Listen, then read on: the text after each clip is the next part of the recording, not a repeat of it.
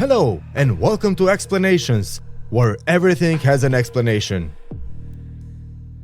If you like this video, please give it a thumbs up, because it makes YouTube recommend it to others, which would really help us out. And if you have the time, please don't skip the ads, because when you do, we don't get paid. And before you go, please subscribe and turn on post notifications to be notified when we upload another video. Who was John Wayne Gacy? John Wayne Gacy was an American serial killer and rapist who took the lives of at least 33 young males in Cook County, Illinois, burying most under his house. Other bodies were recovered from the nearby Des Plaines River.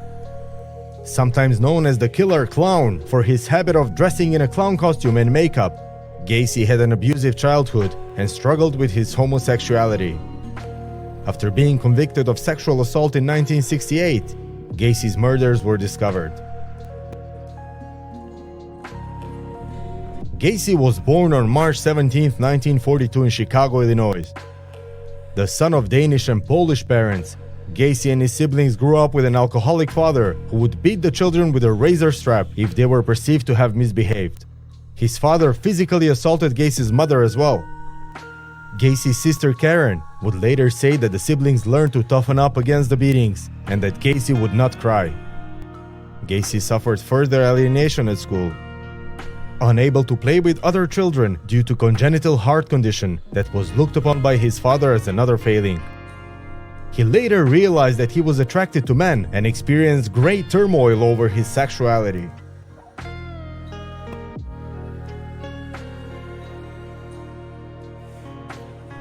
Gacy worked as a fast food chain manager during the 1960s and became a self-made building contractor and Democratic precinct captain in the Chicago suburbs in the 1970s.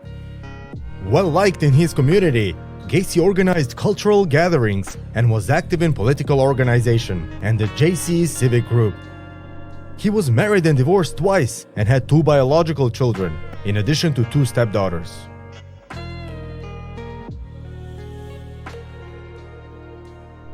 Gacy was a member of a Chicago area Jolly Joker clown club and frequently performed in clown attire and makeup at children's parties, charity fundraisers and other events as his alter egos Pogo the Clown or Patches the Clown.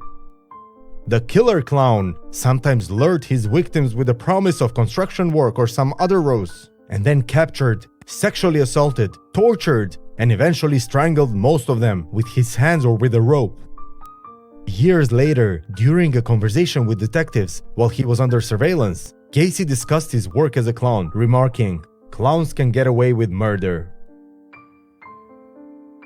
In 1968, Gacy was convicted of sexually assaulting 2 teen boys and given a 10-year prison sentence. He was released on parole in the summer of 1970, but was arrested again the following year after another teen accused Gacy of sexual assault. The charges were dropped when the boy didn't appear during the trial. By the middle of the 1970s, 2 more young males accused Gacy of rape, and he would be questioned by the police about the disappearance of others. Gacy referred to this period of his life as his cruising years, when he committed most of his murders. On December 11, 1978, 15-year-old Robert Priest went missing. It was reported to the police that the boy was last seen by his mother at the drugstore where he worked, before he headed out to meet Gacy to discuss a potential construction job. 10 days later, a police search of Gacy's house in Northwood Park, Illinois, uncovered evidence of his involvement in numerous crimes, including murder. It was later discovered that Gacy had committed his first known killing in 1972, taking the life of a 16-year-old Timothy McCoy after luring the youth to his home. After a lengthy period of police surveillance and investigation, and the discovery of several trenches filled with human remains in the crawl space beneath his house, Gacy eventually confessed to killing about 30 people. Victim number 24. Over the years, there have been lingering concerns that Gacy may have been responsible for the deaths of other people, whose bodies have yet to be found. And when police uncovered human remains in Gacy's house in 1978, 8 bodies could not be identified. More recently, Cook County authorities used DNA evidence to identify Gacy's unidentified victims. In 2017, one of those men, victim number 24, was identified as 16-year-old James Jimmy Byron Hackenson. In 1976, Hackenson left his home in St. Paul, Minnesota, and traveled to Chicago to begin life in the city. On August 5th, he called his mother to let her know he had arrived. However, police believe Gacy killed him shortly thereafter. In 1979, Hackenson's mother had contacted authorities to find out if her son was one of Gacy's victims, but she didn't have dental records and the department lacked sufficient resources to identify him as a victim. Hackenson's mother died in the early 2000s, but other family members provided DNA samples in 2017, and the authorities made an immediate match to victim number 24.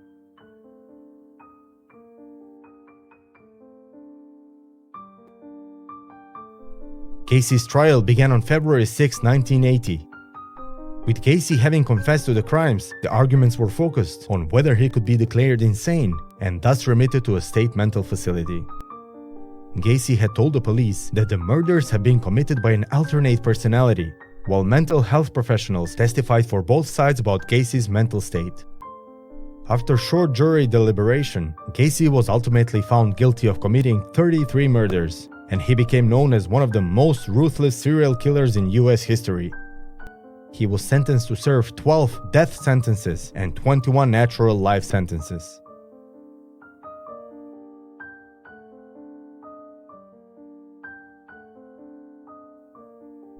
Gacy was imprisoned at the Menard Correctional Center in Illinois for almost a decade and a half, appealing the sentence and offering contradictory statements on the murders in interviews.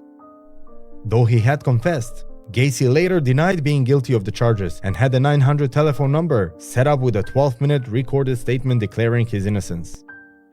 As both anti-death penalty forces and those in favor of the execution made their opinions known, Gacy died by lethal injection on May 10, 1994, at the Stateville Correctional Center in Crest Hill, Illinois.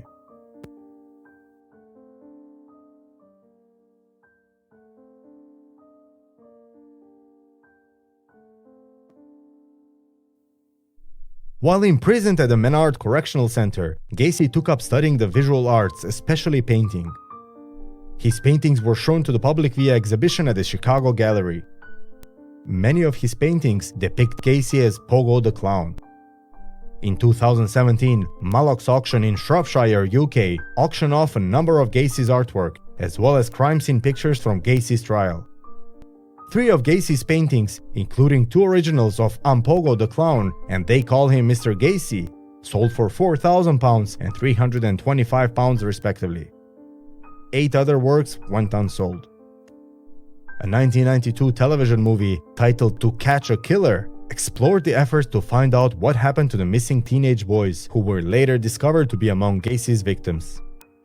The movie, starring Brian Dennehy, Michael Riley, and Margot Kidder, was nominated for an Emmy Award for Dennehy's performance.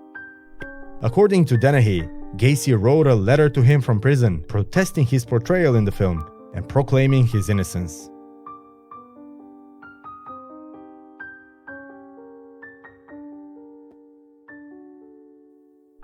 Gacy's house was located at 8213 West Somerdale Avenue in Norwood Park, just east of Chicago's O'Hare International Airport.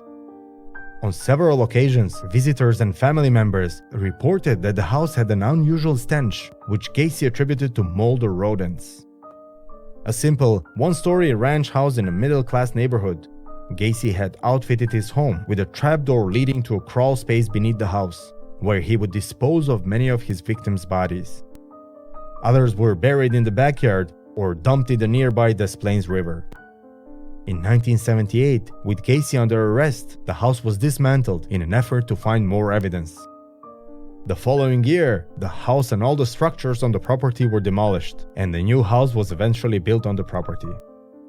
According to one worker included in the demolition of Gacy's house, if the devil's alive, he lived here.